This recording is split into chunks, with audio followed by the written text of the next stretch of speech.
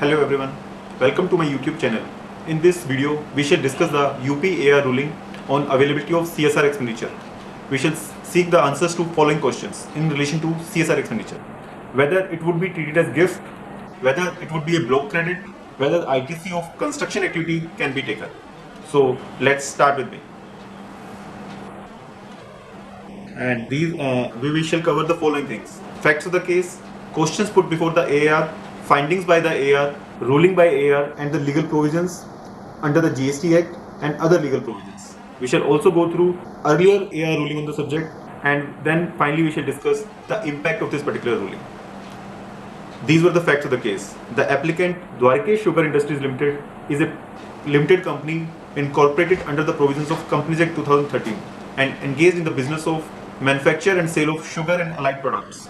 And as you are aware that every company having fulfilling certain specified conditions under the provisions of Section 135 of Companies Act is mandatorily required to do CSR expenditure. And the company undertakes the following activities in compliance with that particular section: construction of school building, additional rooms, laboratories, etc. Free supply of furniture fittings such as tables, chairs to be used in the school. Free supply of electrical goods, other expenses as provision of goods services to registered charitable trust. So in order to do the full CSR activities, the applicant procures various goods and services on which GST is charged by the supplier. So let's see what are the questions which were posed before the AR by the applicant. So they have primarily raised two questions: whether free supply of goods as a part of CSR activities is restricted under Section 17(5)(h) of CGST Act 2017, and the second question was whether goods and services used for construction of school building which is not capitalized in the books of accounts of the applicant is restricted under Section 17(5)(c) and 17(5)(d) of CGST Act 2017. So let's see what were the observations of AR. So AR clearly observed that applicant is compulsorily required to undertake CSR expenditure. So it is a mandatory thing which an assessee has to do. And AR also take cognizance of the rulings given by C-State Mumbai in the matter of SL Propec Limited and Honorable High Court of Karnataka in the case of Millipore India Private Limited. In both these cases, the courts have held that CSR activities are an essential part of the business process as a whole of assessee, and therefore they are treated to be incurred in the course of business. AR further agreed with the applicant that clear distinction need to be drawn between goods given as gift and those provided supplied as part of CSR activities. While the former is voluntary and occasional, the latter is obligatory and regular in nature. AR observed that 17(5)(c) and (d) of CGST 2017 has specifically restricted the ITC on construction works contract to the extent of capitalization. Now let's see what was the ruling of the AR.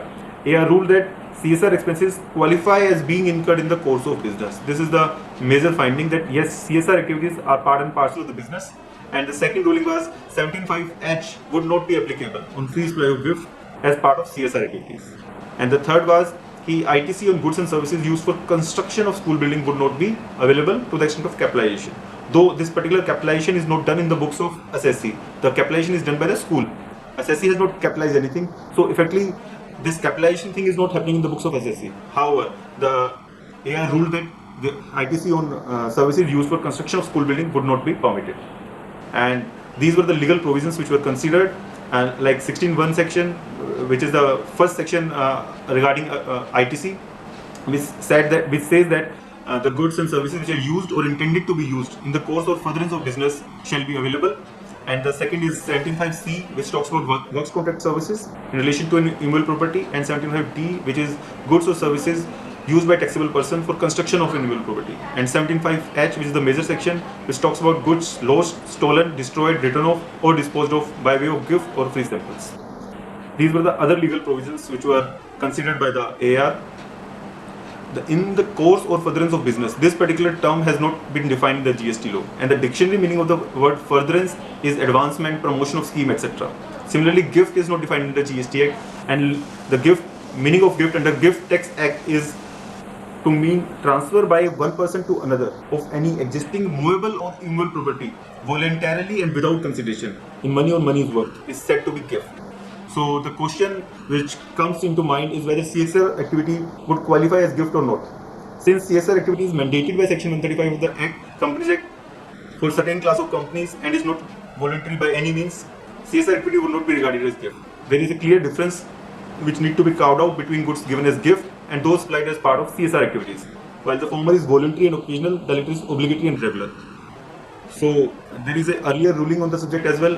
The ruling was given by Kerala AR in the matter of Polycab Wires Private Limited. In this particular case, the applicant was distributing certain electrical goods, switches, fans, cable, etc. to flood affected people in the state of Kerala. However, the authority simply stated that since these goods were given as free supplies, credit would not be eligible. The order was not very detailed and no reasoning was given apart from attracting the provisions of section 75H and not permitting the credit. So now let's see the impact of this particular AR ruling. As we all are aware that AR rulings are binding only on the applicant and jurisdictional GST officer. However, it do have a persuasive value. And this particular ruling is very good, very positive, and it has dealt with the legal provisions in detail and provided a very good order, very reasoned order, and that order is in confirmation with the general understanding that yes, ITC benefit on CSR expenditure should be available. And because this CSR expenditure is sine qua non, means integral part of the business operations of the company. And based on this ruling, all the companies which have incurred CSR expenditure during financial year 2021 can review their position and can decide to take GST credit. So with this we are completing this video. Thanks everyone for watching. The link of article and presentation on the subject is given below. Would love to have your feedback and queries. Please stay connected for more knowledge videos. Thanks everyone.